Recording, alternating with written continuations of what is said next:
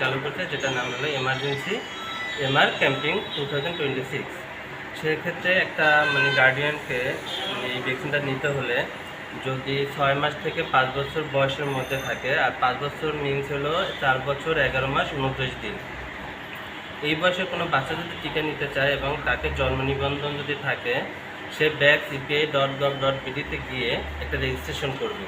Registration করে তার সেন্টারটাকে choice করবে, তারপর সে যে এলাকায় থাকে যে কোনো একটা সেন্টারের নাম সিলেক্ট করে একটা ইলেকট্রনিক কার্ড প্রিন্ট করে নিয়ে আসলে আমরা তাকে বিনামূল্যে টিকাটা প্রদান করতেছি।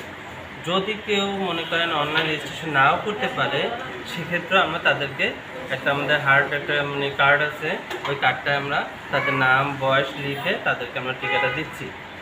এবং কেউ যদি পূর্বে তার যে গভর্নমেন্টের রেগুলার যে ইপি কার্যক্রম হচ্ছে, যেমন হলুদ কার্ড বলে যেটা আমরা শিশু কার্ড, ওখানে যদি সে দুটো হাম ও রুবেলার টিকা নিয়েও থাকে, তাহলে এই ক্যাম্পিংয়ে তাকে একটা অতিরিক্ত ডোজ নিতে হবে।